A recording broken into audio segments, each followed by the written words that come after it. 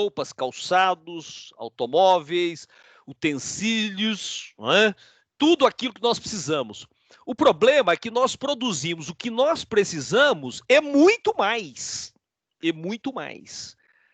E aí entramos na lógica de um modelo econômico.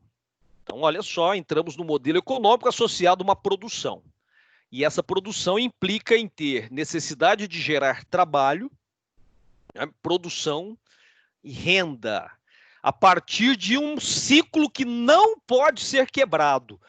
Todas as vezes que eu quebro o ciclo de produção e consumo, produção e consumo, produção e consumo, quando eu quebro esse circuito, eu tenho crise. Crise econômica. O problema é que depois da Segunda Guerra Mundial, essa crise ela ganha um outro contorno, que é a parte financeira. Então nós estamos, depois da Segunda Guerra Mundial, já com uma outra lógica.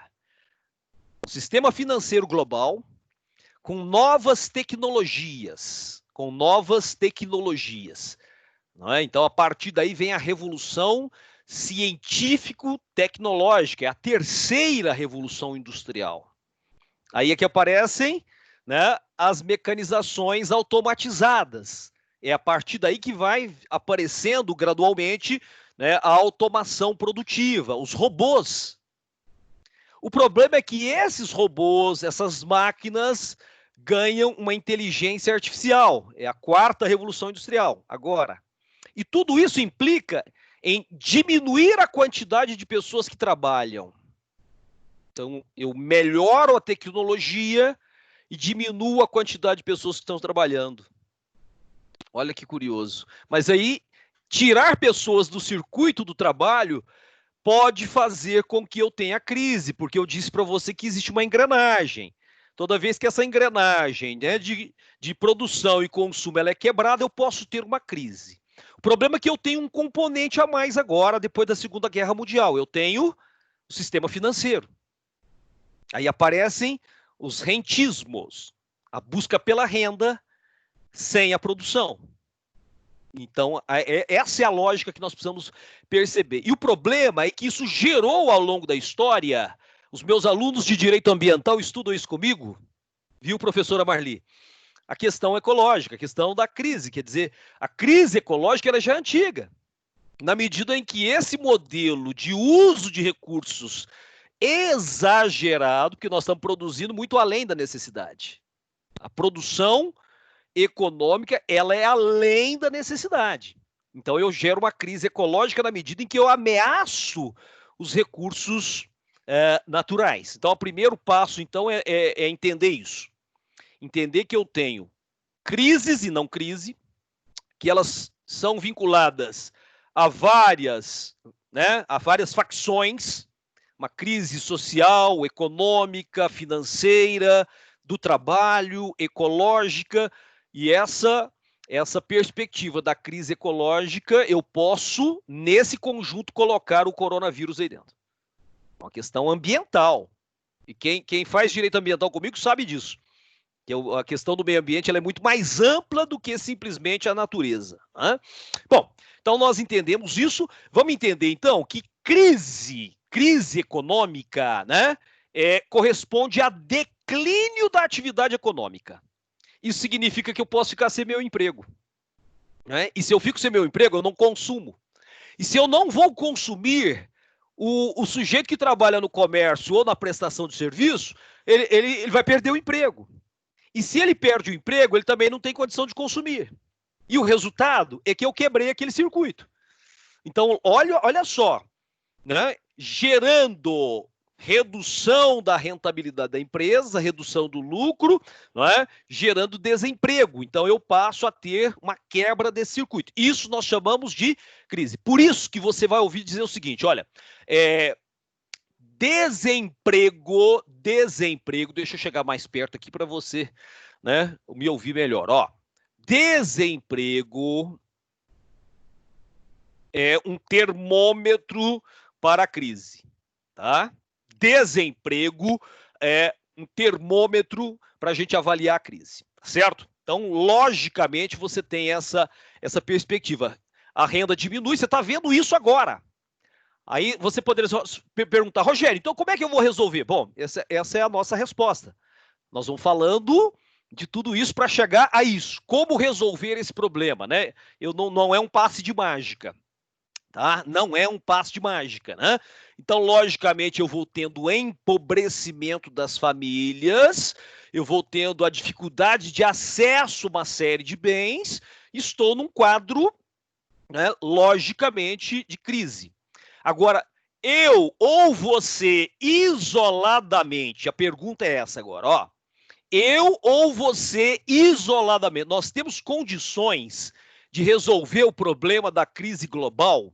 Nós temos condições de resolver o problema da crise, né, no Brasil? Não temos condições sequer de resolver o problema da crise em Uberlândia. Sozinhos, não. Então, eu preciso de um elemento que nós criamos já, ó, há tempos, e tem gente falando que esse elemento é descartável, né? Nós precisamos de um elemento que, para frear o ciclo de crises, ele adote políticas públicas, econômicas, para salvaguardar a economia. Eu estou te dando a receita do que sempre foi feito até agora. Em 1929, na crise de 29, quem salvou a economia dos Estados Unidos foi o Estado. Eu estou falando dos Estados Unidos porque é a maior economia do planeta, gente. E se você vem a 2008, uma crise, segundo alguns especialistas, comparada com a crise de 29, né, quem salvou a economia foi o Estado. Não é? Então, tudo bem, você poderia falar assim, Rogério, R$600 é uma merreca. É uma merreca, mas o que seria de muito sem R$600? Entendeu? Só tem um sujeito no planeta que consegue resolver esse problema. Esse sujeito é o Estado. Um político intervencionista. Não é?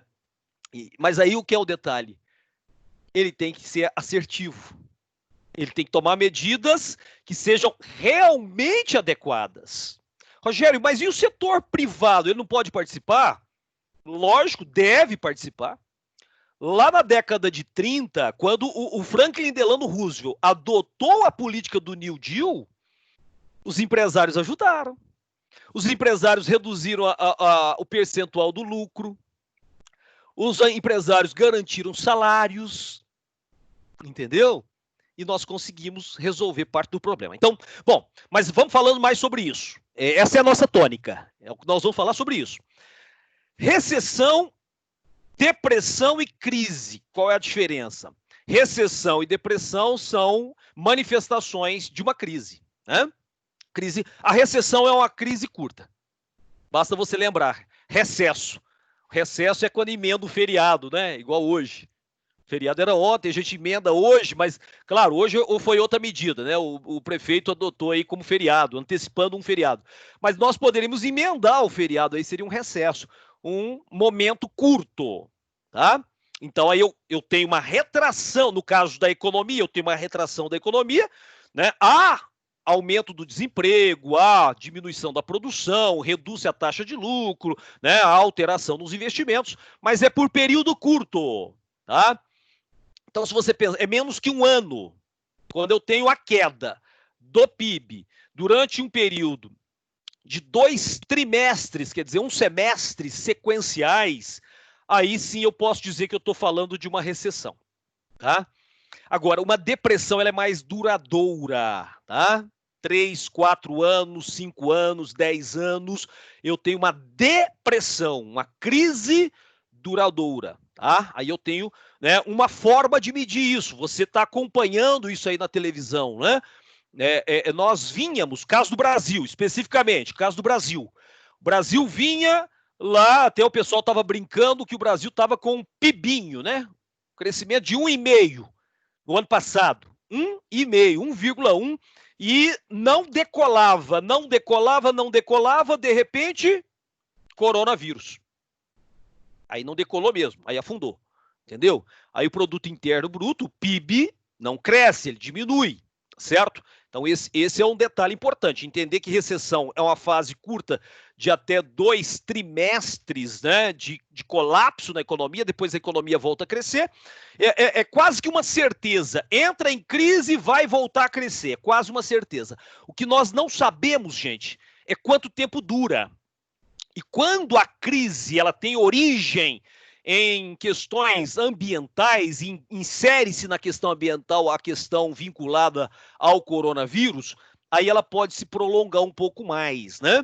Bom, mas vamos analisar o seguinte, olha, 1929, o crash da Bolsa de Wall Street, né? Então nós tivemos aí uma crise com depressão, tá? Uma crise econômica, não foi uma recessão, uma crise, não é, das piores da história. Eu estou pegando ela porque é o colapso do liberalismo econômico, tá bom? O capitalismo, ele vem se consolidando como comercial, depois industrial, mas isso já é um outro assunto, mas só para você entender, né, que se apostava muito no laissez-faire, no livre mercado.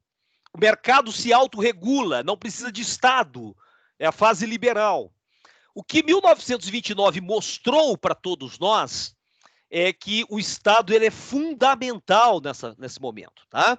Então você tem aí, né, um cenário, né, de colapso a partir de um grande termômetro, colapso da economia a partir de um grande termômetro, que é a Bolsa de Valores.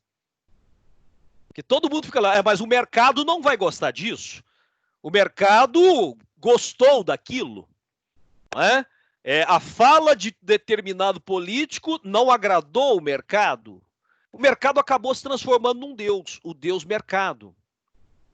E esse deus mercado, que é dissipado pelo planeta, formado por, né, centenas, milhares, né, de investidores, eles se afugentam quando eles veem risco dos seus investimentos. Porque não estamos tratando de produção, nós estamos tratando de investidores, né? Onde as ações das empresas são negociadas.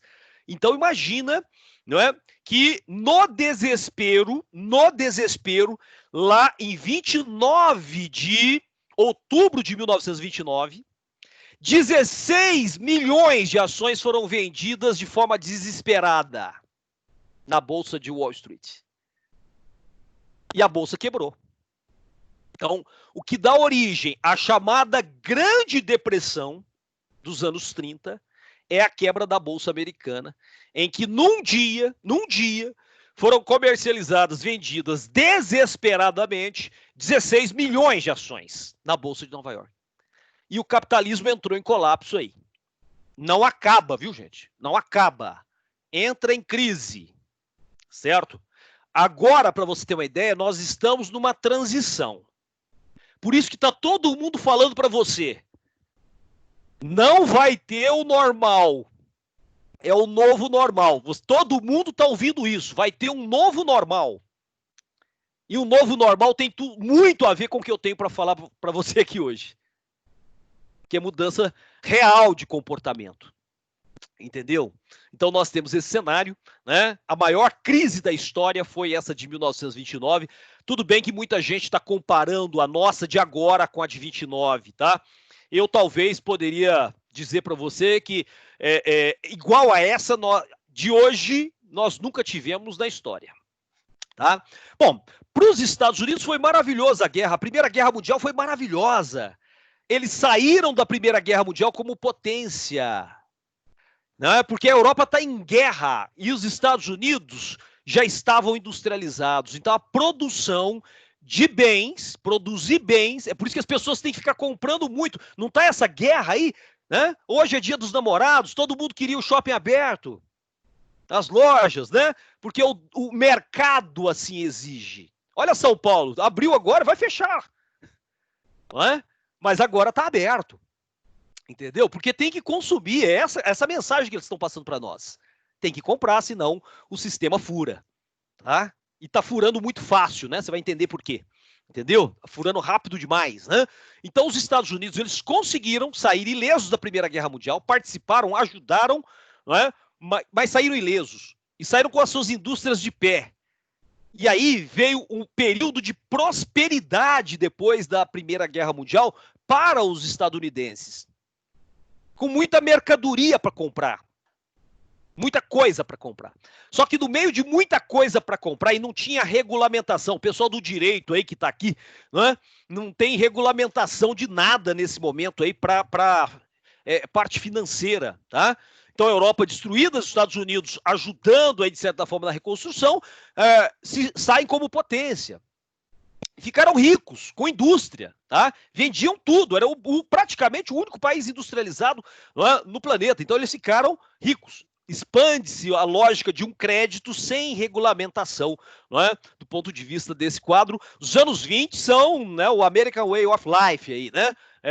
Os anos loucos, tá? De grande crescimento e muito interessante. É dessa época a lei seca, né? Não podia comercializar, vender o álcool, né? Poderia comprar, mas o comércio ilegal, né, fez com que homens como Al Capone ficassem riquíssimos. Certo? Então esse é um cenário, crescimento de consumo. Isso tem muito a ver com o que a gente precisa entender hoje, tá certo? Bom, e aí você tem, né, um esgotamento parcial dessa compra de bens, carros, eletrodomésticos, os bens que nós tínhamos para consumir. E o que começa a fazer dentro dos Estados Unidos? Eles começam a investir em bolsa. O cidadão estadunidense não coloca dinheiro na caderneta de poupança, não. Poupança é para nós aqui, quando tem dinheiro, né? Lógico. Tá? Poupança é lá no Japão, depois da Segunda Guerra Mundial. O estadunidense investe em bolsa. Pois assistam lá o Lobo de Wall Street, né? Com as ações tostão. Funciona mais ou menos daquele jeito. Tá? Então, há um excesso de otimismo. É isso que nós precisamos resgatar. Não é excesso, nós precisamos ter otimismo. Né? Eu não posso deixar a motivação ir embora agora. Vai recuperar. Tá? Aos trancos e barrancos, mas vai recuperar, né? Temos sorte, não estamos vivendo guerra, estamos vivendo um cenário de pandemia e temos que ter as cautelas necessárias, tá? E a paciência, claro, ok? Mas eu tenho aí excesso de pessoas comprando na bolsa. Só para você ter uma ideia, de 1921 a 1929, a bolsa subiu, valorizou 500%. Tá certo? Alguns enriqueceram rapidamente, de forma fácil. Olha só, parece aquele cara que não trabalha e ganha muito dinheiro, o rentista. Tá? Coloca dinheiro na bolsa e o dinheiro multiplica. Não é? Eu tenho 52 anos, vivi lá os anos 80. Hiperinflação no Brasil. Tinha gente no Brasil achando que a hiperinflação, você poderia vender uma fazenda e pôr o dinheiro na poupança, que o dinheiro, um mês depois, tinha dobrado. Isso não é verdade. Ele dobra, mas não vale nada. Porque há uma super desvalorização da moeda lá nos anos 80 aqui no Brasil. Tá? E aí, papel, confiar em ações, confiar em papéis, é isso. De repente, eles viram pó. Tá certo? A Europa se recuperou nesse intervalo. Eu tive uma crise de superprodução. Claro que você vai encontrar economista defendendo outras coisas. Tá? Nós não temos uma análise essencialmente econômica só aqui. Né? Ela é jurídica, ela é geopolítica, ela é econômica, ela é sociológica, tá certo? Não exclusivamente econômica. Aí seria técnico demais para nós aqui hoje, né? Então, o que acontece? A Europa se recupera. Superprodução. Eu tenho uma produção além daquilo que se consegue consumir. Imagina. Eu tenho um dado aqui para você que é o seguinte: se a gente parar de fabricar roupa barata hoje, se a gente parar de fabricar roupa barata, aquelas fabricadas no sul da Ásia, na população de hoje, eu tenho roupa para 300 anos para frente. Agora, então é em excessos, existem excessos, né?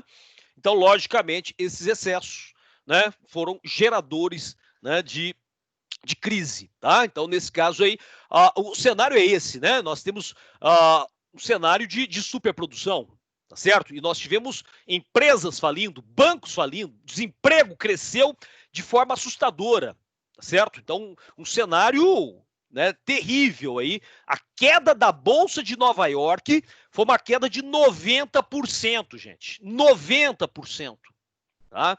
E óbvio, se as pessoas, agora, exatamente agora, se todo mundo correr lá no banco, aqui no Brasil, todo mundo vai ao banco tirar seu dinheiro. Tem dinheiro para todo mundo, gente? Lógico que não tem.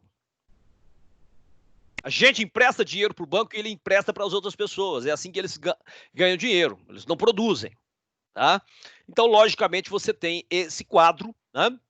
Mais de 5 mil bancos fecharam as portas dos Estados Unidos durante a década de 30. Mais de 5 mil bancos fecharam as portas, né, nos Estados Unidos. Quebraram. Tá? Empresas investiam em bolsa. Quebraram. Aí veio o desemprego. Entendeu? A única forma de resolver o problema foi o Estado promover uma intervenção a partir do governo Franklin Delano Roosevelt. Ele criou, eu tenho até o livro aqui, depois eu acho, te falo o autor para você comprar, não é? Os inventores do New Deal. New Deal é o novo acordo econômico que salvou parte da economia dos Estados Unidos. Rogério, por que salvou parte da economia dos Estados Unidos? Ora, porque o resto foi a Segunda Guerra que salvou. O resto da economia, e não é isso que a gente quer, né? Essa é a receita, Rogério, para a gente salvar a economia? Não, pelo amor de Deus. Não é? Mas os Estados Unidos salvaram a sua economia com a Segunda Guerra Mundial. O PIB, o Produto Interno Bruto, é o resultado de tudo aquilo que eu produzo internamente. O PIB dos Estados Unidos, durante a Segunda Guerra Mundial, eles entraram na guerra no dia 7 de dezembro de 1941. Tem o filme aí para você assistir, Pearl Harbor. Aquilo lá é o momento que os japoneses atacam a base aeronaval, né, de Pearl Harbor, no Havaí, e os Estados Unidos entram na guerra, porque foram atacados pelos japoneses, na disputa pelo Pacífico. Você está entendendo? E aí, logicamente, foi o único ataque que eles sofreram durante a Segunda Guerra Mundial. Morreram 300 mil estadunidenses durante a Segunda Guerra Mundial, gente. 300 mil. É menos da metade da população de Uberlândia. Rogério, e quantos morreram na Segunda Guerra Mundial? Quantos morreram? Morreram 60 milhões de pessoas. E os Estados Unidos perderam 300 mil. Entendeu? Então, nesse cenário, olha só o caos. No meio do caos, eles saíram bem. Primeiro PIB do planeta de 1945 até hoje. Primeiro PIB do planeta. É o país mais rico do mundo. Entendeu? E a guerra resolveu a maior parcela do problema deles. Por isso que eles começaram a fazer guerra depois da Segunda Guerra Mundial. Né? Então, viveram da guerra, tá certo? Então, nesse caso aí, como é que salvou a primeira parte da economia? O Estado promovendo ações sociais, né? Obras públicas, né? Programas sociais de geração de emprego, de geração de renda, tá certo? Com isso, conseguiram promover aí uma forte intervenção na economia dos Estados Unidos para resolver parte do problema. E no Brasil? O Brasil vendia o que nessa época? Vendia café. O Brasil era o maior exportador de café do planeta. O Brasil era o maior exportador de café do planeta. Com a crise de 29, paramos de vender café. Ora, para que você vai beber café se não tem dinheiro? Como é que bebe café sem dinheiro? É produtos, né, supérfluo. Né? Para alguns não, né? Mas de qualquer forma o mundo parou de consumir café naquele momento, que era o café brasileiro, o melhor do mundo, mas parou. Você está entendendo? E aí o resultado? Toda a economia vinculada ao café no Brasil entrou em colapso. Então a crise de 29 acabou chegando no Brasil. E como é que o Getúlio Vargas enfrentou essa crise? O Estado interventor. O Brasil adotou o intervencionismo de Estado, né? O modelo dos Estados Unidos, eu acho que está certo. Se está dando certo no lugar, tem que copiar mesmo. Então vamos copiar o melhor. Eu sempre defendo essa tese de que vai copiar, copia o melhor, não copia o pior. Né?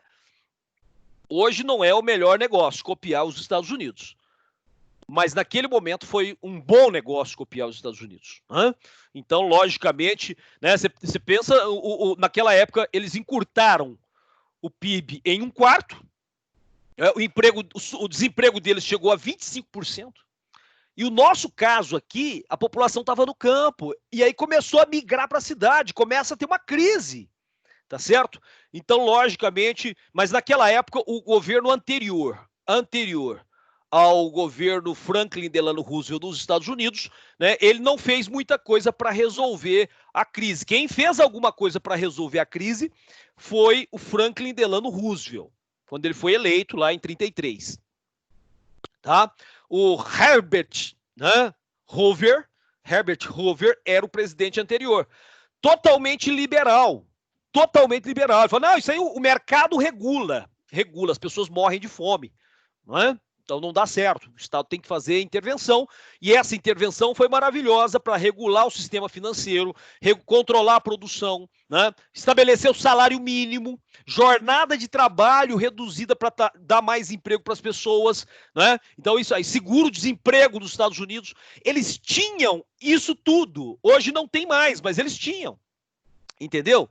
E aí o Brasil, né, entra nesse cenário também. Tá? Então isso é muito importante para nós, né, pensar nessa lógica.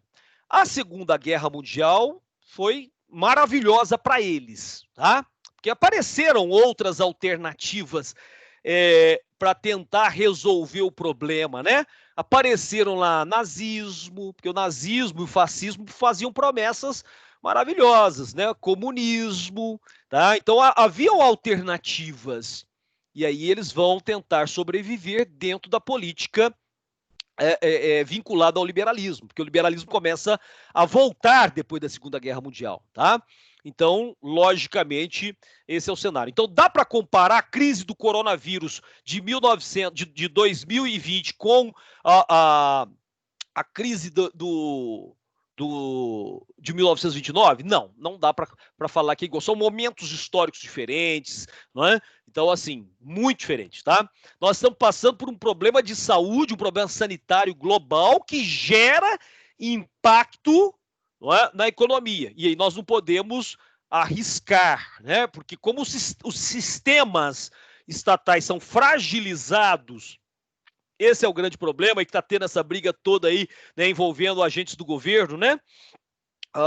De que os hospitais estão cheios, os hospitais estão vazios, então, enfim, esse é um cenário que nós estamos percebendo, né? Que a gente tem que ficar em casa, alguns não podem trabalhar, então gera um colapso da economia, tá?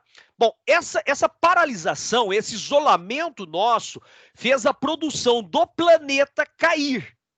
E se a produção cair, o que cai junto, gente? O emprego. Então tem o desemprego, né?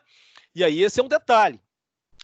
Em 1929, todo mundo estava odiando essa ideia de liberalismo. 1929, todo mundo odiava liberalismo. Hoje, muitos acreditam que liberalismo é um bom negócio. Então, olha a diferença. Mesmo ele sofrendo na pele. O sujeito é pobre, não tem dinheiro para pagar plano de saúde, não tem dinheiro para pagar um medicamento que seja, mas ele acha que liberalismo é bom. Entendeu?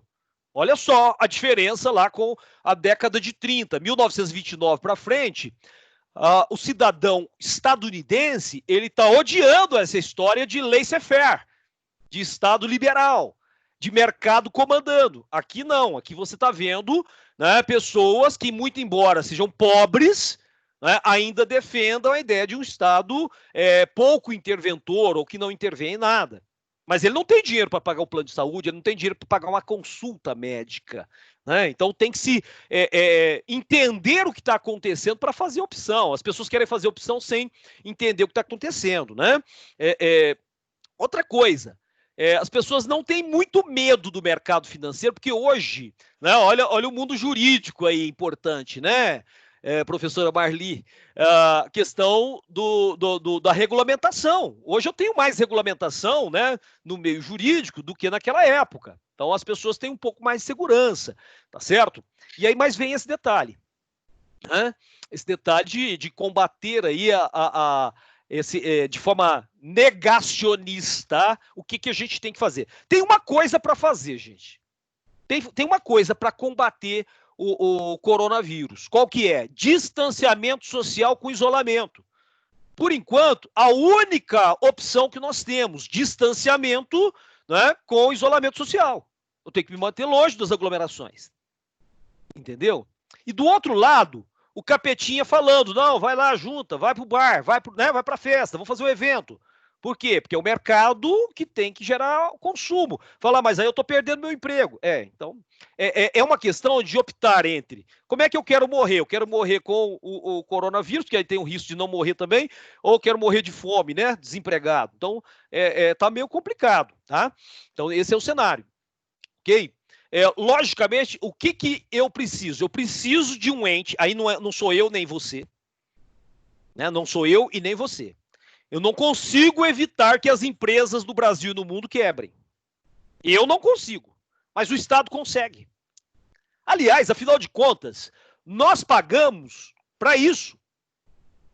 Quando você paga 27,5% de imposto de renda, quando você paga, não é, impostos embutidos de forma em cascata em absolutamente tudo aquilo que você compra, não é? Você está fazendo o quê? Você está pagando o Estado para funcionar legal. Então, essa galera que ocupa cargos, os agentes políticos, sejam eles, né, das carreiras ou eleitos pelo voto popular, eles, na verdade, eles são gestores de toda uma riqueza que nós produzimos. Entendeu? Então, o Estado, ele tem, por exemplo, que injetar dinheiro nas pequenas e médias empresas desse Brasil. Por quê? Porque são essas empresas que geram mais emprego. Porque as grandes corporações, vamos lembrar do comecinho? Aquela grande corporação, né, o comecinho que eu falei para você, ela está automatizada. Eu estou na 4ª Revolução Industrial, gente.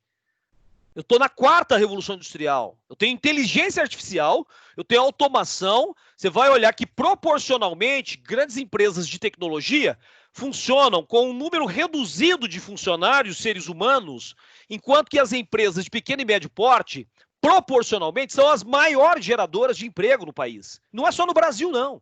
Entendeu? Então, a perspectiva é de que esse Estado, aí é que entra o grande detalhe, como que nós vamos forçar o Estado a fazer a coisa certa, esse que é o grande problema. Mas você já está entendendo que quem é que tem que fazer alguma coisa no cenário, no contexto global, e porque quando a crise é num país só, quando a crise é só no Brasil, o que eu faço? Eu vou lá e pego dinheiro emprestado. O problema é que eu tenho uma crise global. E aí você poderia falar assim, Rogério, e quando é que vai melhorar isso tudo, hein? Quando é que isso vai melhorar? Bom, vamos lembrar. Para agora, 2020, o FMI está projetando uma queda do nosso PIB, queda, não é subida não, hein? Brasil, FMI, Fundo Monetário Internacional, 5,3% de queda no PIB. Olha lá o PIBinho do Paulo Guedes de 1,1, 2019, de crescimento, 1,1. Todos os países emergentes crescem mais que o Brasil. Aí não conseguimos. Agora vai ter um recuo, não é? De 5,3, tá? Então, 2020, nós vamos ter que conviver com esse quadro de crise que não é só recessão. É depressão mesmo, né? Se tiver 3 trimestres seguidos, nós entramos num quadro de depressão, tá? Por enquanto é um quadro de recessão. Por enquanto, ok? Tomara que não chegue a depressão, né? Tomara que as previsões do FMI estejam erradas, tá? Tomara que a vacina do João Dória dê certo. Tá fazendo campanha para presidente aí, e aí ele tá prometendo essa vacina aí, né? Que até o ano que vem nós temos vacina contra o coronavírus, tá? E aí, óbvio, e o desemprego pode chegar a 14%, tá 13%, certo? Então, logicamente, nós temos esse quadro, né? Que é importante, beleza? Os Estados Unidos podem perder, né? Podem ter, né? Uma queda de 6% no PIB. O PIB deles é de 20 trilhões. Né? Então, assim, a queda muito pior, né? Queda maior do que a do Brasil. E isso é grave para eles. Isso é extremamente grave, né? O desemprego deles, o Donald Trump estava contando vantagem, que estava num quadro de desemprego baixo, pequeno. Você acompanhou os protestos depois da morte cruel de George Floyd. Aquilo não é só pelo racismo, o que já seria uma luta, né, de grande importância.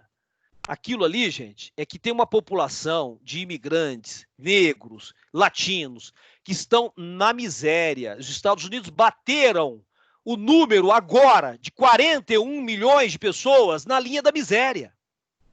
41 milhões. O país mais rico do mundo não tem condições de fabricar máscara, porque desindustrializou.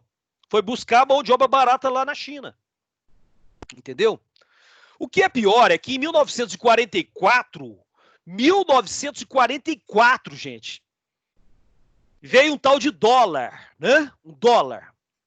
Padrão de Bretton Woods, 1944.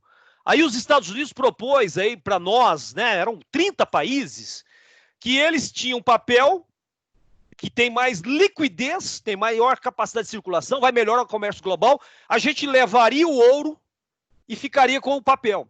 E nós fizemos isso. Nós entregamos o nosso ouro aos Estados Unidos em 44. Depois faça a pesquisa. Conferência de Bretton Woods, padrão ouro-dólar.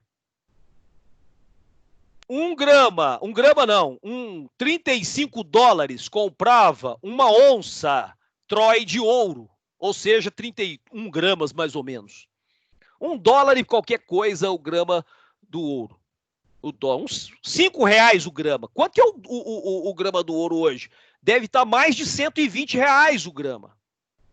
Deve estar quase $30, na verdade, o grama do ouro hoje, tá? Então aconteceu esse quadro, né, de convertibilidade de moeda em ouro, padrão ouro-dólar. Esse dólar passa a ser a moeda circulante do planeta. E os Estados Unidos garantiam a convertibilidade. Qual foi o problema? O problema é que eles entraram em várias guerras, uma delas foi a Guerra do Vietnã, para combater os tais comunistas. Não é? E aí gastaram bilhões de dólares na guerra e levaram quem para a guerra? Pobres, negros, para a Guerra do Vietnã. Pois observe a história da Guerra do Vietnã. Aquilo foi uma faxina dentro dos Estados Unidos, né? Perpetrado pelos governos brancos. Entendeu? O que aconteceu? Guerra, manutenção de um sistema financeiro já especulativo. O Richard Nixon resolve, que é o governo da época, acabar com a convertibilidade do dólar em ouro. Então acabou, eles ficaram com o nosso ouro e a gente ficou com esse dólar, né? Na verdade, nós ficamos submetidos a um dólar, né, com câmbio flutuante, tá certo? E aí, óbvio, né? Você começa a ter o desvínculo dessa moeda do metal e aí nós temos volatilidade de entrada e saída do capital dentro dos países. Ora, o dinheiro, o dólar entra e sai e com as tecnologias isso é mais rápido, tem mais, a gente chama de volatilidade. Então o investidor coloca o dinheiro aqui, mas qualquer coisa que o governo fale, qualquer desconfiança, ele tira o dinheiro na hora e já coloca em outro país. Entendeu? Então o que acontece? A moeda desvalorizou 10% naquela época e nós tivemos, ninguém fala nada, passou por isso mesmo e nós tivemos um colapso. 2 anos depois veio a crise do petróleo. 1973, guerra do Yom Kippur, lá no Oriente Médio. Síria, Egito, Jordânia perderam territórios para o Estado de Israel e foram tentar recuperar em 73, guerra do Yom Kippur, e não conseguiram. Não conseguiram a OPEP para usar como arma econômica o petróleo. Eles diminuíram a oferta de petróleo no cenário internacional. O petróleo saiu de $2,70 foi para $12. Aumento de mais de 300% do preço do petróleo. Agora só o petróleo. Sobe o resto tudo, crise econômica. Os anos 70 foram marcados por 2 grandes crises. Entendeu? 2 crises no modelo capitalista vinculadas ao petróleo. Uma em 73 e a outra em 79. Em 79 nós tivemos problemas com o Irã, que é um grande inimigo dos Estados Unidos ainda hoje. E essa historinha começa lá em 79 com a Revolução Fundamentalista Islâmica do Irã. Entendeu? E o parceiro do Irã era os Estados Unidos, deixou de ser. Até Hollywood fez um filme aí, chama Argo. Mostra um pouquinho dessa história. Então o governo Shah Reza Pahlavi foi derrubado, o Ayatollah Khomeini assume o poder e rompe relações com os Estados Unidos. O petróleo sobe de novo. O petróleo subiu de novo, foi para quase $45 o barril.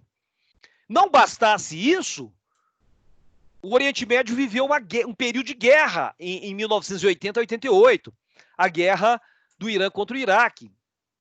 tanto que o petróleo chegou a subir de novo.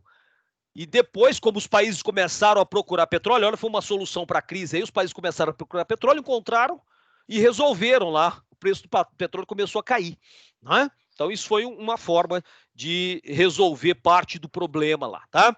1987, milhões de investidores, né, começaram a vender suas ações, por causa exatamente desses problemas vivenciados aí no mundo desenvolvido, né? Então nós tivemos, né, de novo uma debandada, e essa debandada gerou a crise de 87, a chamada Segunda-feira Negra, né? 19 de outubro de 1987, né? Então foram vendendo, e é um jogo, né? Todo mundo começa a vender, vira aquela boiada, né? Descontrolada, tá certo? Mais ou menos isso. Tá? Só para você ter uma ideia, o índice Dow Jones lá da Bolsa de Wall Street caiu, né, 22% num dia. Num pregão, numa negociação, ela cai quase 23%. Né? Absurdo aí para a Bolsa. Né? Em 94 tivemos uma crise, foi a crise do efeito tequila, né? Uma crise da moeda mexicana, perdeu valor, e aí os investidores começaram a sair, todo mundo perde a confiança em investir ali, e aí a moeda passa a não ter valor, né? Então, assim, imagina que você tem uma crise, um colapso, na verdade no México, mas atinge a América Latina, porque as consequências que foram chamadas de efeito tequila, né? Isso em 1994. Então, assim, foi duro esse período, né? Já com a fase de fim da União Soviética, né? Nova ordem mundial e assim por diante. Em 1997, finalzinho do século XX, nós já tivemos outro problema. A desvalorização da moeda da Tailândia. E aí levou junto aqueles tigres asiáticos, Hong Kong, Taiwan, a Coreia do Sul, né? E aí nós tivemos um problema grave do ponto de vista também, né, da credibilidade nesses lugares econômicos. O investidor vai embora. Viu? Depois da Segunda Guerra Mundial, nós ficamos muito fragilizados com essa coisa do investidor que coloca o dinheiro, tira o dinheiro, né? A perda da confiança, mexe na taxa de juros, né? E isso leva a colapsos. Em 97, nós tivemos esse problema lá na Ásia. Em 98, o problema da Rússia, a crise da moeda russa. Mais uma crise envolvendo, né, um país em transição para a economia capitalista. Né? O sistema bancário da Rússia, ele só entrou em colapso. Aí deixou de pagar os compromissos, as dívidas internacionais. Desvalorizou a moeda e, obviamente, todo mundo, os grandes investidores correram da Rússia. Tá? Tanto é que a economia está, né, em colapso, aí, apostando só no petróleo, aí, no gás natural. Né? Então, um problema. Tá? Em 2000, ano 2000, olha só, em ano 2000, começou a crise do .com, as empresas virtuais. Olha só, a crise foi para o mundo da internet. Grandes corporações entrando, criaram, nos Estados Unidos, criaram até um índice Nasdaq, que é o índice eletrônico, separando, né, os investimentos tradicionais dos investimentos modernos, da chamada nova economia. Tá? E isso acabou tendo um boom e depois um colapso. Tá? E aí o índice é o índice Nasdaq. Tá? E aí nós tivemos, né, crise que segue-se nos anos seguintes. Tanto é que, na verdade, no fundo, eles tiveram que reduzir taxa de juros para atrair investidor e tudo mais. Isso é um problema, porque aí começam a surgir as bolhas econômicas. Isso é grave. Né? Tanto é que muitos analistas dizem que o 2001, com o 11 de setembro, trouxe, na verdade, até vantagens, né, por causa disso. Mas, na verdade, a gente entende que foi uma crise. Tivemos pessoas mortas, né, tivemos empresas quebrando e tudo mais. Né, então, nós tivemos problemas nesse sentido. Né. Em 2001 e 2002, naquele mesmo momento, nós tivemos uma crise no nosso vizinho, que é a Argentina, também com relação à moeda, a desvalorização do peso argentino em relação ao dólar e, lógico, né, a retirada de capitais. O problema é esse, perde-se credibilidade, o investidor tira dinheiro, né? E aí vem o calote, né? O Buenos Aires suspendeu o pagamento da dívida, quase 100 bilhões de dólares, né, de moratória, tá? Então esse é um problema. Aí eles acabaram com aquela paridade que tinha do peso com relação ao dólar. Aí chegamos em 2008, a pior crise desde de 1929, né? Por quê? Porque veio especulação imobiliária, né? Eles geraram lá, os bancos geraram um título do subprime, né? Que na verdade é um lixo, né? Não vale nada, né? Mas eles começaram a negociar esses títulos no mercado, né? As chamadas e famosas hipotecas que você vê nos filmes, não é? Começaram a ser comercializadas, né? E aí começaram a vender para todo mundo, gente. Quem não tinha dinheiro para pagar, mas comprava lá, né? Esses créditos, né? Então imagina, a economia entrou em colapso e quem é que teve que salvar essa economia? O Estado começou com George Bush. O George Bush filho colocou na economia dos Estados Unidos para resgatar a economia, a maior economia do planeta, de cara, 700 bilhões de dólares. E depois veio o Barack Obama.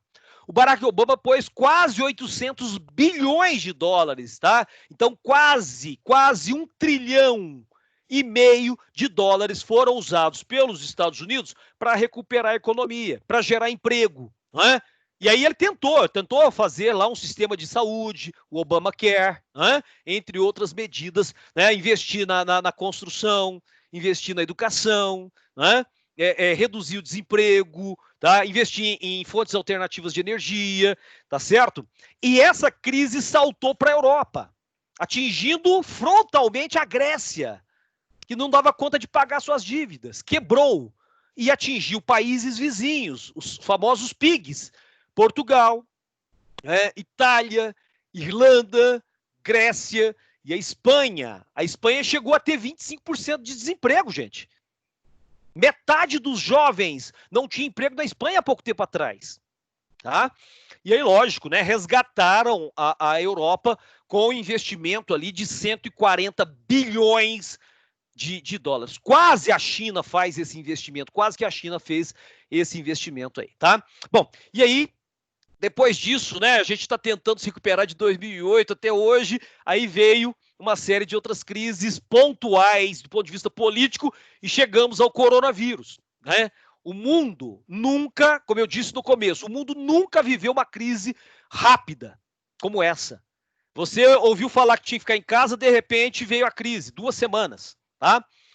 O índice de bolsa, ele cai aí um período de meses. Aqui ele caiu 30% a 40% em 2 semanas. Tá?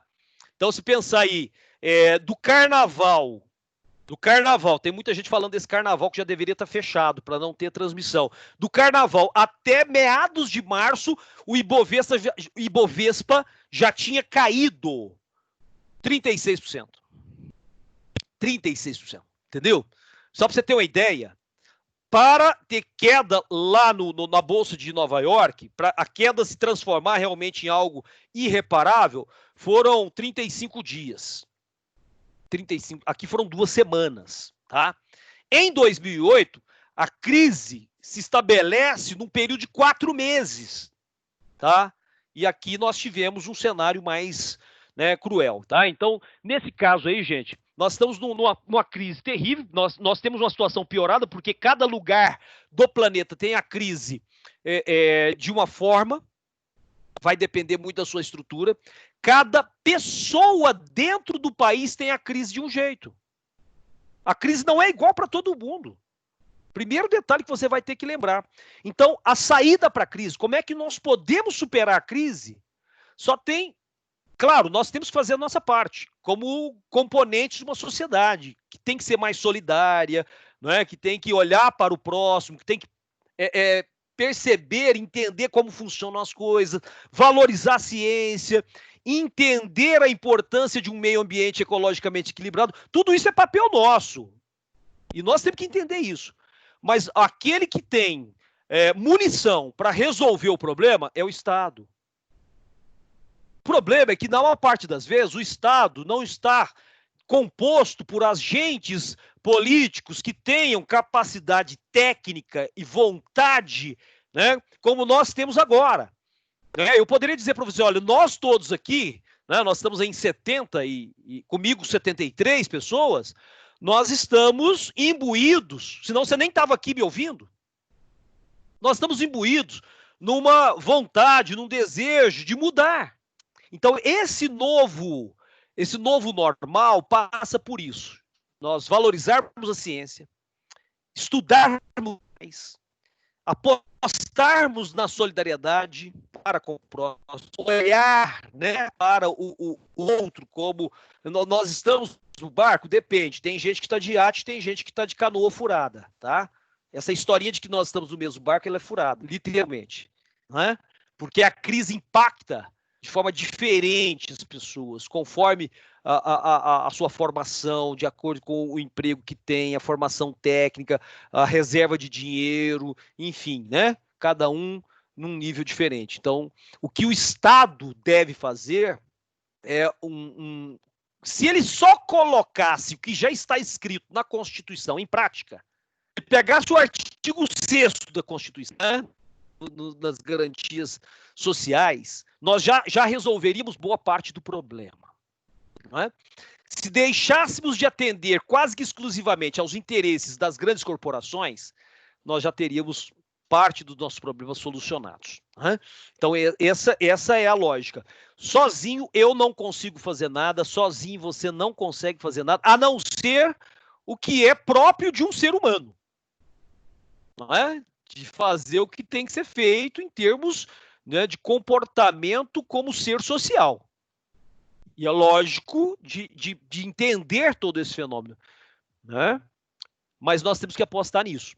E por isso nós temos que cobrar dos nossos dirigentes ações que sejam mais contundentes, mais efetivas, para que nós realmente possamos sair dessa crise com o menor número de lesões possível, porque com lesões nós já estamos. Não é? Nós já estamos com um número grande de desempregados no Brasil, nós já temos pessoas morrendo por causa de irresponsabilidades políticas, e vocês sabem muito bem do que eu estou falando de um governo irresponsável, não é? Que está muito mais preocupado com a tal de ideologia do que com a vida do brasileiro, que está muito mais preocupado em salvar a pele, né, de empresas e da própria família vinculada a esses casos que você observa aí na TV, do que conosco, com o povo brasileiro. Então eu vou encerrar minha fala aqui, sabendo que você entendeu o que eu disse, que a crise ela é múltipla, ela é complexa e ela afeta as pessoas e os países de forma diferente. E ela está agravada hoje pelo fenômeno da pandemia. E que para sair disso sozinho a gente não consegue. A gente consegue fazer a nossa parte. Lembra daquela historinha do beija-flor, né? Que o beija-flor estava lá na floresta pegando fogo, e ele ia lá no rio, pegava uma gotinha de água, jogava lá no fogo, e apareceu lá um outro animal, sei lá, o leão, né? O rei da floresta, e falou: ô, beija-flor, você tá achando que você vai apagar o fogo aí com essa gotinha d'água? Ele falou: não tô achando não, eu só tô fazendo a minha parte, só isso. Então, se cada um de nós fizermos a nossa parte, nós já estamos beleza. Se a gente pode fazer um pouquinho mais, estudar para entender os fenômenos, maravilha. E se a gente pode, de forma consciente, entender alguns mecanismos políticos, porque esse Estado que a gente paga ele, viu? Nós estamos pagando para resolver os nossos problemas, para nos dar o estado de bem-estar social que os Estados Unidos abandonaram e que países europeus, né, abraçaram. Olha alguns casos ali, né? Olha o caso da Noruega, olha o caso da Finlândia, não é isso? Em que vários países, né? Olha o caso do Japão, que tem condições de enfrentamento melhor hoje. Tá? Então essa é a mensagem até que eu deixo para você aí, já venci aquele tempo que eu prometi, tá? E eu vou abrir a perguntas, se nós tivermos tempo, né? Doutora Marli, como é que tá aí? Você que tá... Fala para nós um pouquinho. Falei demais, né? Tempo, sim. Imagina, para mim foi excelente, um aprendizado. Nós temos o tempo que for necessário para as perguntas que quiserem. Então eu estou aí para as perguntas. Tenha vontade para observar e perguntar para o professor Rogério. Tem que ser pelo microfone, viu, gente? Abre o microfone, porque nós não estamos abrindo aqui o chat. É só você se identificar e fazer a pergunta. Isso mesmo.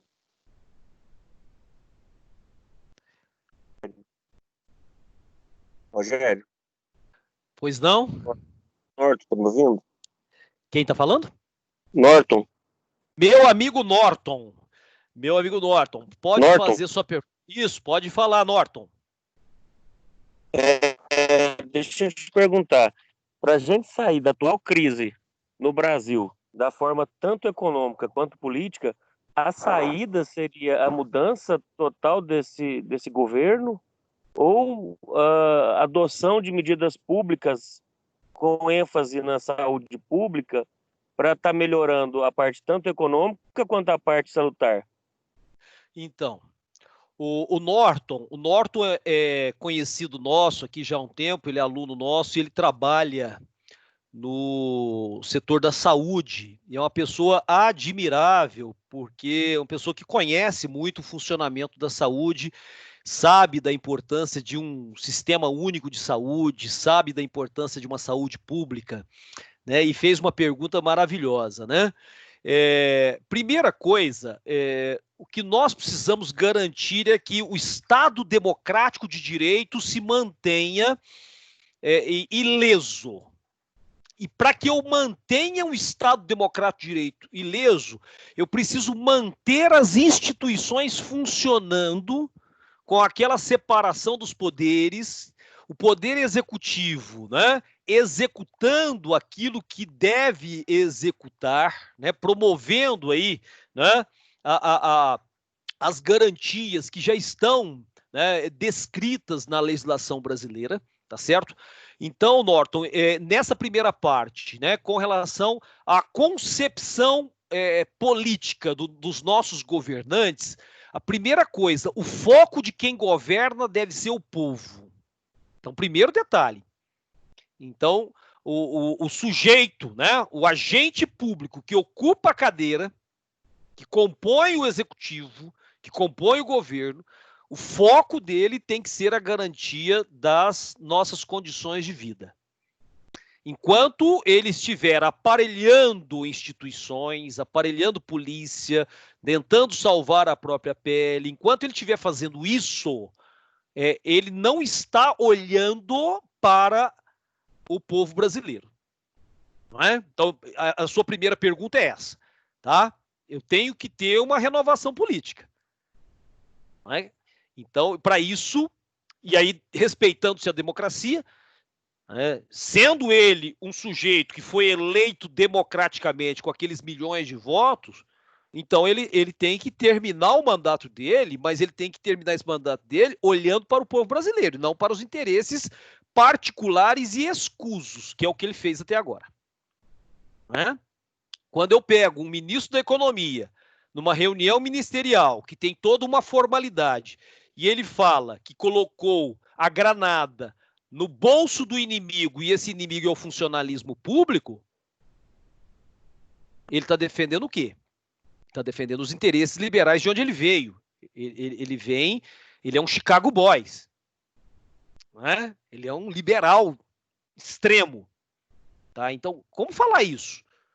Se coloquei a granada no bolso do inimigo e esse inimigo é o funcionalismo público, que vai ficar 2 anos sem aumento, isso não é a palavra, não são palavras de um homem de Estado. Eles estão revestidos, não é, de um poder que é o poder do Estado, gente. Eles estão personificando o Estado. O Estado é invisível, mas se personifica por meio desses agentes. Onde já se viu um ministro, não é, da educação com um comportamento como o nosso? Então, a primeira pergunta é essa. Então, os agentes políticos, para que nós tenhamos a saída rápida da crise, esses agentes políticos eles têm que agir. Eles têm que agir em nome do povo brasileiro, para o povo brasileiro. E, da mesma forma, aqueles que lá estão, os 513 deputados federais e os 81 senadores. Não é? E foi muito bom o Alcolumbre ter devolvido essa MP para o governo, que não é comum, mas foi ótimo. Eu não posso dar poderes restritos a esse sujeito que ocupa hoje o cargo de ministro da Educação, entendeu? Manter, né, a independência e a harmonia desses poderes e pessoas devidamente voltadas para o bem-estar da população brasileira é o que tem que acontecer, para nós sairmos mais rápido. Eles têm que se fazer, tem que se abrir mão dessa conversa de ideologias, porque eles só sabem falar em ideologias e esquecem de conduzir o Brasil para o rumo certo, que é gerar emprego, investir cadê os investimentos na pequena e média empresa? Entendeu? Para garantir o emprego. É hora de gerar emprego. E não ficar simplesmente falando que tem que acabar com o isolamento, porque senão vai acabar com a economia. Não, tem que tomar medidas para isso. Então, de fato, o que você falou, pertinente ao extremo, tá? Eu tenho que mexer nesse pessoal aí, então, para que eu tenha uma política de fato sendo colocada em prática, tá certo? Assim, vai demorar, porque se todo mundo tivesse vontade política para sair dessa crise, ainda ia demorar um pouquinho. Então, o nosso processo de recuperação da economia, na melhor das hipóteses, é 2021. Nós vamos ter que conviver com essa ressaca de crise agora, no segundo semestre, para poder começar a alavancar uma economia no 2021. Isso na melhor das hipóteses, considerando que vão colocar a mão na consciência, ao invés de colocar granada no bolso do inimigo, porque o povo brasileiro não é inimigo, o povo brasileiro é o povo brasileiro, né? Somos nós somos o povo brasileiro. Eu não sou funcionário público, mas eu tenho, né, toda a simpatia para com todos os brasileiros nesse sentido, independente da religião, independente das questões partidárias, somos brasileiros e a hora do colapso, todos nós deveríamos nos abraçar, não é? E garantir a saída da crise. Depois que sai da crise, que está todo mundo comendo, que está todo mundo em segurança, voltam as discussões político-partidárias. Mas agora não é hora disso, entendeu? Então eu comungo com a sua ideia, porque eu sei o que você pensa aí, viu, Norton? E então esse é o cenário. Tem que fazer isso mesmo, tá? Apostar num sistema público de saúde, né? Investir em educação, né? Eu não posso... Olha lá, ó. Por que a gente está conseguindo aí? Nós temos o Instituto Butantan, né? Além, né, de outras fundações que nós temos no Brasil, que são de excelência. E o Brasil fica aí nesse cenário de fornecedor de recursos naturais no cenário internacional. Está na hora do Brasil ter um papel de protagonista científico, né? Valorizar essa moçada que está dentro das universidades fazendo pesquisa. Ninguém está fazendo balbúrdia nas universidades, né? As pessoas estão produzindo, as pessoas estão aprendendo, as pessoas estão contribuindo. Você está entendendo? E quem é o gestor de tudo isso, gente? É o Estado. O Estado é que gesta isso, é que ele libera o fomento aos recursos para direcionar a pesquisa. Agora, eles só querem aparelhar o Estado, né? Dizer que as universidades são espaço de balbúrdia, espaço do comunista, da esquerda. Olha o que se produz nas universidades brasileiras, gente. Entendeu? Então, o Brasil tem estrutura para ser um país, não é, rico. Ele é rico em recursos. Mas eu lembro do Emílio Garrastazu Médici, quando perguntado como é que vai o Brasil. Não, o Brasil vai bem. O povo é que vai mal. Entendeu? Nós estamos assim, o Brasil vai bem. Tem recursos minerais, nós temos dois maiores reservatórios de água doce subterrânea do planeta, o Alter do Chão e o Aquífero Guarani. Nós temos gigantescas jazidas, não é, de minério de ferro, de ouro, de urânio. Não é? Nós temos a maior biodiversidade do planeta, nós temos um patrimônio genético incrível, nós temos solos agricultáveis que dá para abastecer o planeta inteiro, nós temos centros de excelência tecnológica. Não é que não falta tecnologia, não. Temos tecnologia, precisa de gente competente para juntar isso. O que esse cara da educação está fazendo? Ele está causando discórdia entre as universidades, com o poder público, e nós poderíamos estar produzindo hoje, né, de forma canalizada, para ocupar uma posição de destaque em domínio tecnológico no planeta, garantindo melhoria do IDH da população brasileira. Agora não, tá dando vergonha de ter gente assim no poder aqui no Brasil, falando tanta asneira, gente. Eu não sei como é que tá. Nós que temos aí um pouco de formaçãozinha a mais, nós estamos ficando envergonhados de ter gente desse jeito aí. Lamentavelmente. O Brasil está caminhando para ser o pior país do planeta. Você sabe disso, Norton? Você tá na saúde aí. O pior país do planeta. Já são mais de 40 mil mortos, gente. O Ceará já passou a China. O Ceará já passou a China. Entendeu? Em número de mortos. E a China tem 1 bilhão e 300 milhões de habitantes, gente. Entendeu? E é esse laboratório chinês que está em parceria com o Butantan.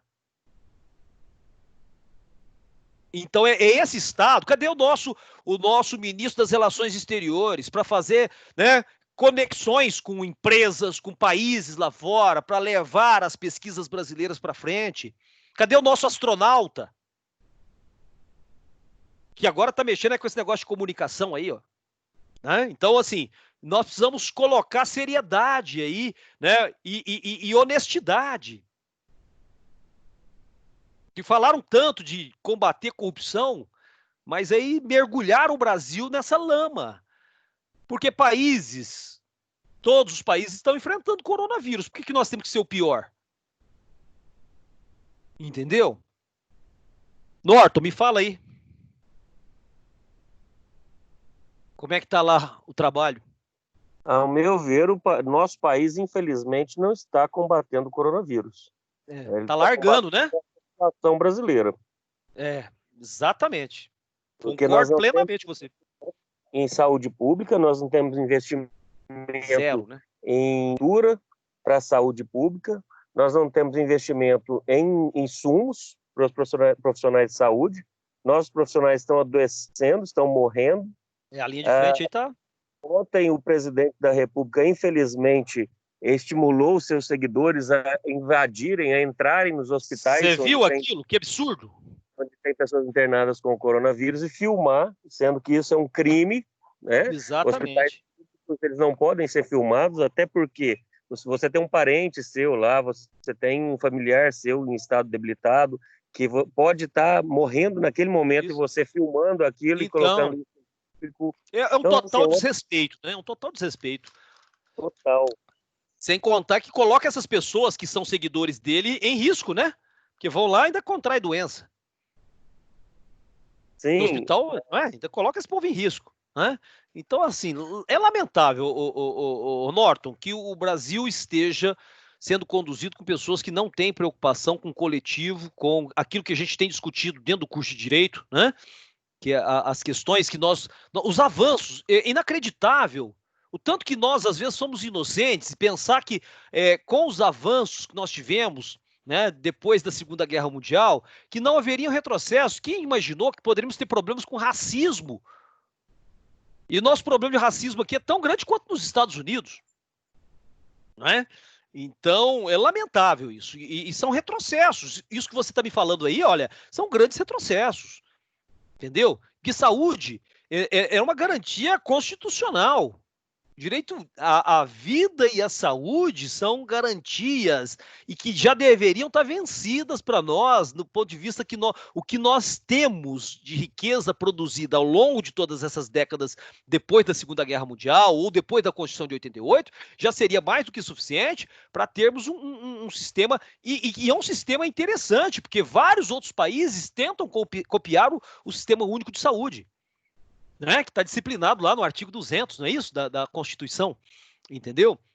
Então, e você que está dentro, né? Você está tendo uma percepção muito melhor, né? Porque as pessoas parecem entrar numa esfera de negacionismo, né? Está negando a ciência, negando negando a OMS, negando, né, o saber científico, né? Acreditando em pessoas que nem têm formação científica, né, para ficar dando, né? Tô falando do Olavo de Carvalho, para dar nome aos bois, né? Entendeu? Doutora Marli, pode perguntar. Pode falar. Tá sem som.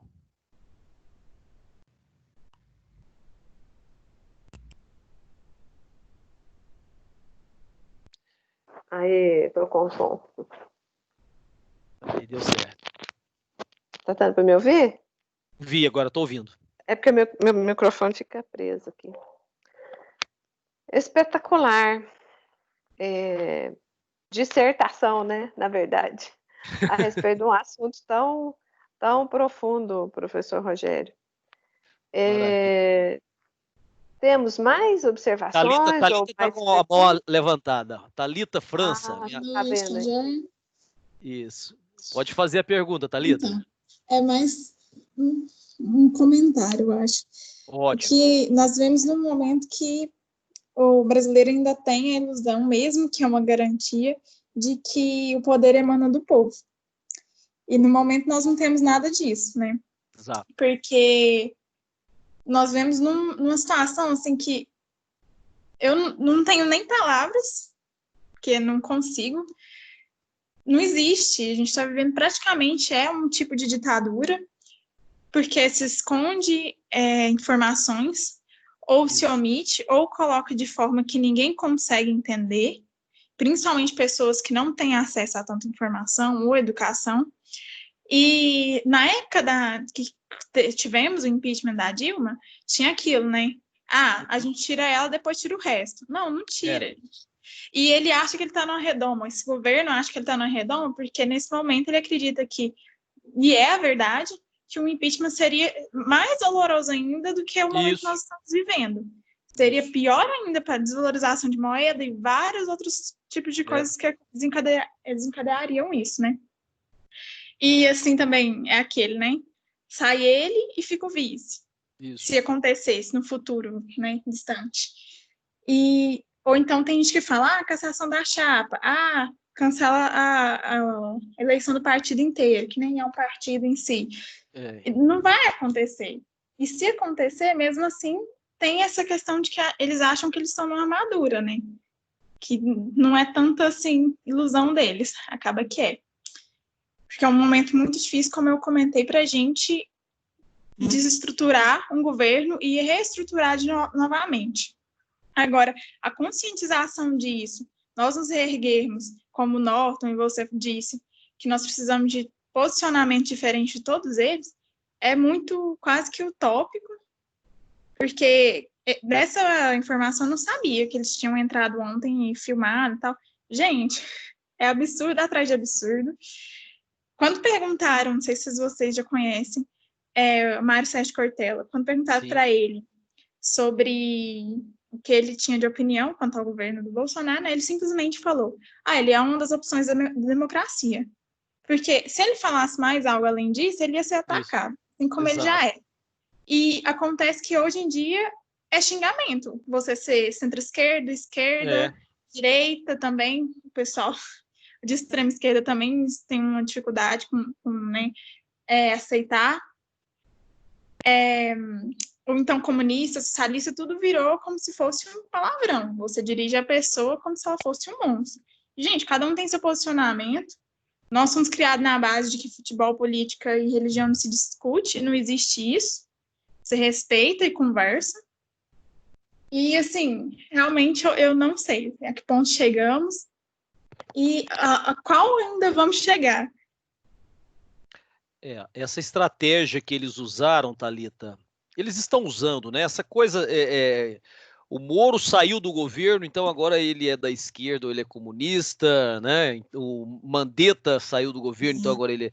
Então isso é uma estratégia que foi usada pelos Estados Unidos durante o período da Guerra Fria. O problema é que isso é muito anacrônico, é atrasado, né? Porque isso era durante o período da Guerra Fria, a União Soviética nem existe mais.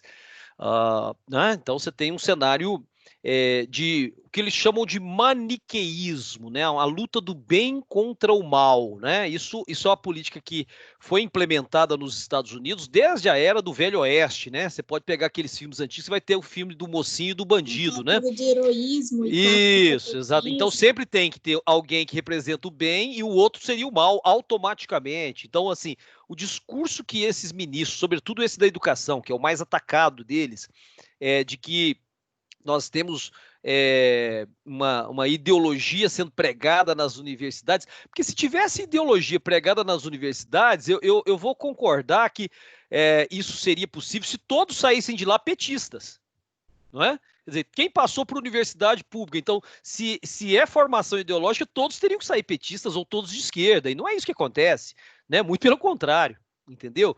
Então, mas é um discurso, cria-se um inimigo, e em cima desse discurso, né, que isso aqui vai virar uma Venezuela, isso aqui vai virar coisa de comunista e não sei o quê. Então essa é a lógica para se manter no poder com um discurso vazio, né? Porque eu tenho ouvido o grande debate lá na CNN eventualmente, e eles levam um deputado mais alinhado à esquerda e um outro mais alinhado à direita, né? E me levaram um senador, eu não me lembro o nome, mas ele não falou nada. Ele sempre falava assim, mas é porque a esquerda vai acabar com o Brasil, a esquerda vai acabar com o Brasil, a esquerda vai acabar...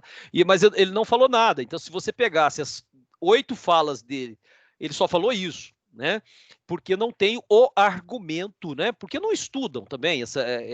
Existe, eu respeito demais todos os posicionamentos que são baseados em conhecimento profundo, em ciência. Existem argumentos da direita maravilhosos, fantásticos, e que a gente tem que respeitar, não é? Mas, ao mesmo tempo, aquele que acha que é da direita, ou até aquele que acha que é da esquerda também, e que não tem o argumento sólido, aí, lamentavelmente, a gente fica nesse conflito aí que nós estamos vendo, e quem perde com tudo isso somos nós, o povo brasileiro. E aí a perda em função da crise, ela vai ser maior ou menor de acordo com a minha posição dentro da sociedade, né? Pessoas mais pobres tendem a sofrer mais com essas crises, né? Logicamente. Pessoas mais pobres estão sendo mais vitimadas pelo coronavírus, porque muitos vão depender, né? Que vivem em lugares que eles dependem de um transporte público ou de vários transportes, vão depender de um sistema público de saúde. O Norton falou muito bem como é que está esse sistema, né? Então, assim, lamentavelmente, essa pessoa está pagando mais do que o outro. Entendeu? Então, não essa socialização da pobreza, né? Socialização dos problemas, porque eles sabem socializar, isso, eles estão socializando os problemas para nós. Né? A renda está concentrando cada vez mais. Em 2017, no planeta, 1% da população mundial, isso o Fórum Mundial lá de Davos, né, chegou a essa conclusão, 1% da população mundial concentra a renda igual a metade da população mais pobre. Né? Nós temos aí 200 bilionários brasileiros. Para você ter 200, isso saiu na Forbes. Né? Para você ter 200 bilionários aqui, logicamente, uma massa da população está pagando para que esses rentistas tenham dinheiro, porque quem trabalha somos nós. Então, uma parcela que tem muito dinheiro, na verdade, eles não trabalham, são rentistas.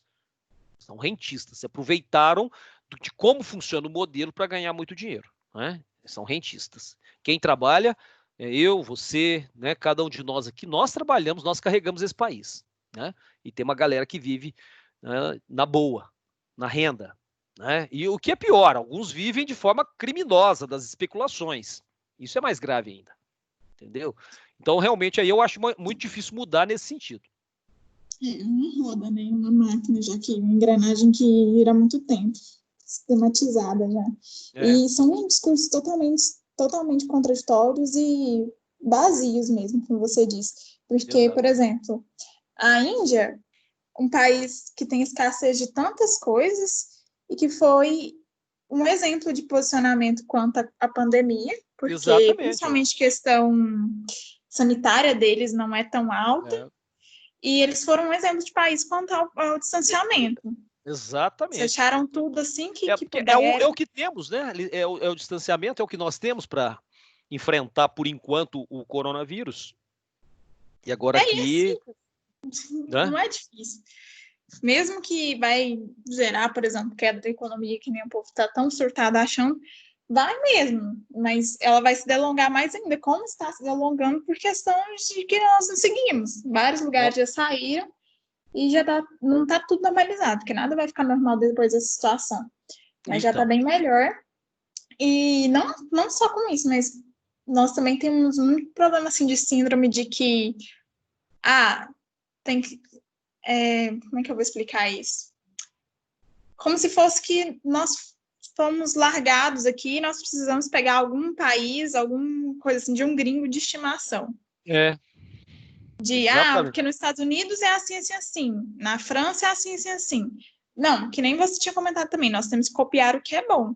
Mas não adianta você falar que você vai copiar o que é bom e não ter estrutura para isso. Não só estrutura, mas vários outros fatores. Por exemplo, nós vamos fazer igual a educação nos Estados Unidos, vamos privatizar tudo.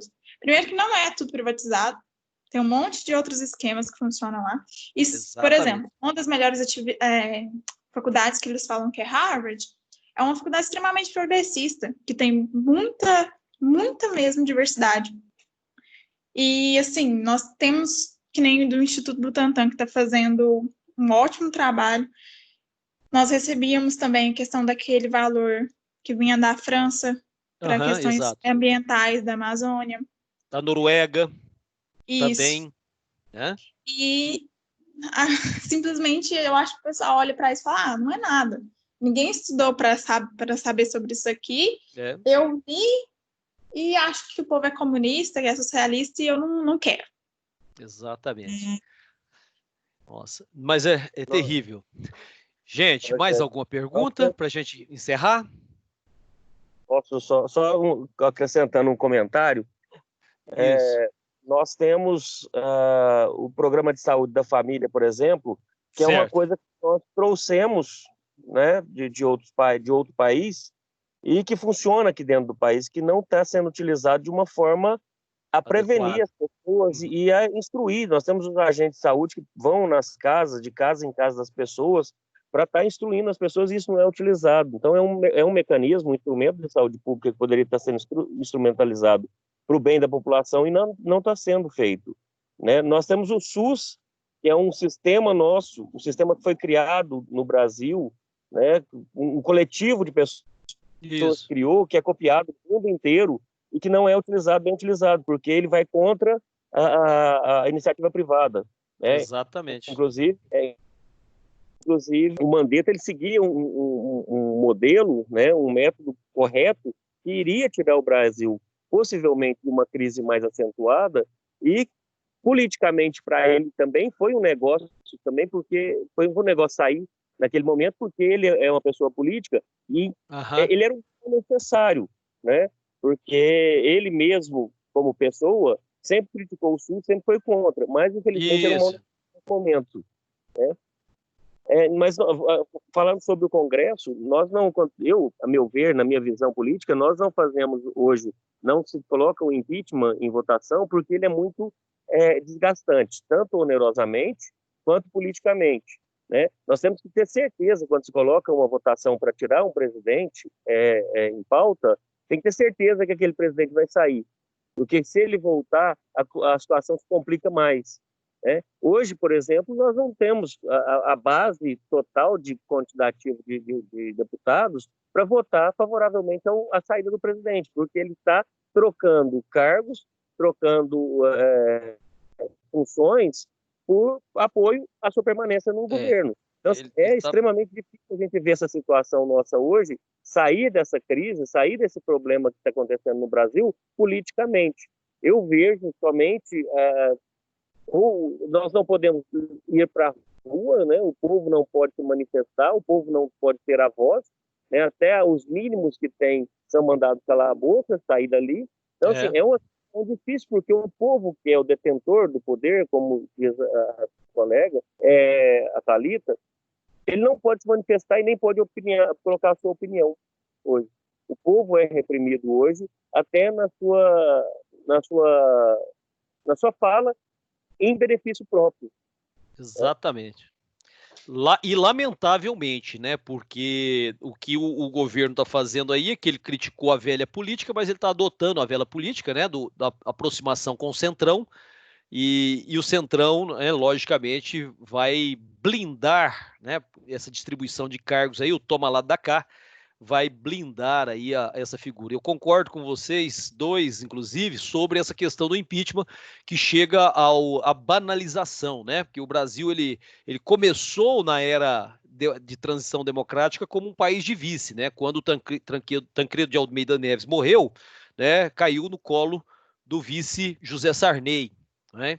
E aí nós chegamos a ter a eleição direta, né, pelo voto popular, e o Collor, né? Então saiu em 2 anos e caímos nas mãos do Itamar Franco, né? Então, assim, país de vice, né? E logo em seguida veio o Michel Temer também como vice, né? Então, um país estigmatizado pelos impeachments e pela vice-presidência, né? Então banaliza sim, gera mais instabilidade ainda, além do custo todo que você comentou, de fato. Tá? Então as pessoas querem defender o direito delas e que nem o Marco falou, além de nós não poder, assim, tá podendo, né, sair, ainda está acontecendo algumas manifestações, só que aí acontece aqueles protestos a favor, que eu não entendi até hoje qual que é o intuito, mas aconteceram vários, por exemplo, marcou uma manifestação, o pessoal, os enfermeiros tiveram, né, aquela reunião lá na frente com as cruzes e tal. Isso. Gente, cada um no seu canto, estavam todos calados, fazendo sua manifestação do jeito que todo mundo tem direito, para várias outras pessoas da extrema-direita ir lá. E assim. Tá. Nossa.